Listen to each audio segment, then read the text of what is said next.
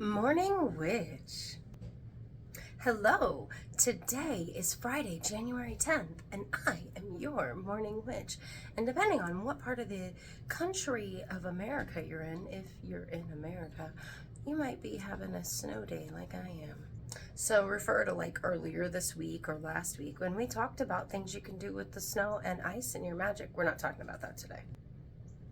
Today we're actually talking about, it was a bunch of different trains of thought that came together, and I was actually going to start off talking about King of the Hill and Hank Hill, but no, we're not going to start off talking that way. We're going to talk about sometimes some people just, they cannot change their frame of thinking. They might be able to change their habits, they might be able to change their way of doing things, but they think in one way. And usually when they can't reframe their way of thinking, it's because they always think the worst, especially about other people. And that is what we're going to talk about today.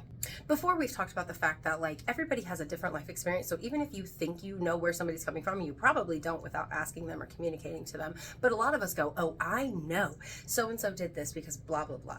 So we're going to talk about different ways that we can naturally and magically allow ourselves to open our minds so we can change our way of thinking and not be stuck in the same thinking patterns.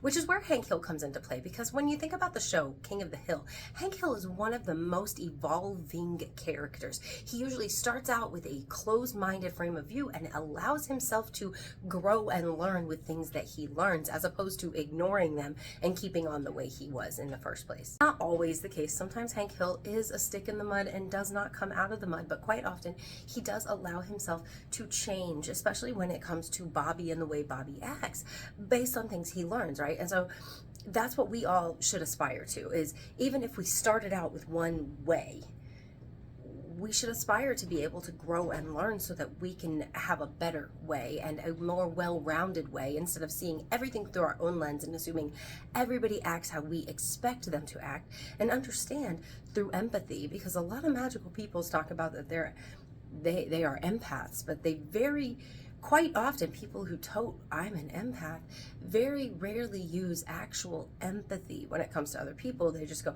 well, I'm an empath and I can feel how this person feels. But even if you as an empath can feel how this person feels, are you reading their mind to know all of their mental processes? Probably not. So here's some ways that we can allow ourselves to be more open-minded. So when we are showering in the morning, we can utilize that water that is washing us clean and allowing it to wash over our preconceived notions and make them melt away, so that every day is a brand new day and we're not judging everything by yesterday or by what we know of. Now, hopefully I'm making sense there for most of you, because we're going to move on pretty quickly, because there's other ways, not just in our shower, but the herbs and vegetables and things that we allow into our bodies. We can concertedly choose these things to help us reframe our way of thinking, or at least allow us to be more open-minded in reframing our way of thinking.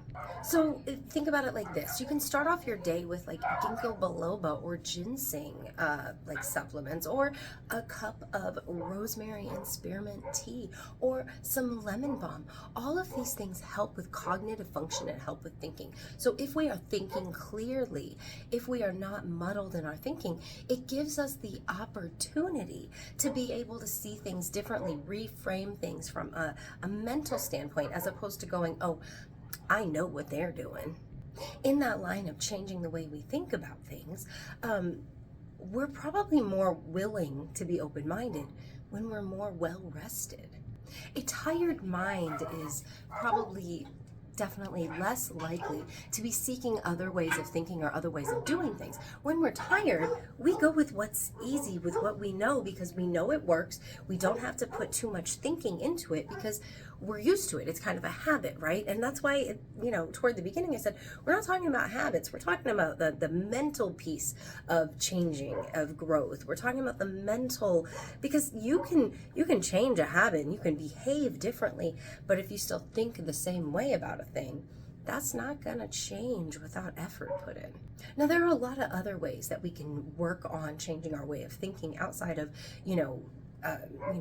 intentions in the shower and the different herbs and foods that we put into ourselves and rest. We can also keep journals, right? You can keep a journal about the way that you thought about a certain situation, and then you can explore that situation. You can mentally explore it when you have time. And then you can write down your new thoughts, and then you can compare, and you can see where your growth has happened, because a lot of people need to see the difference to know that there is a difference, if that makes sense.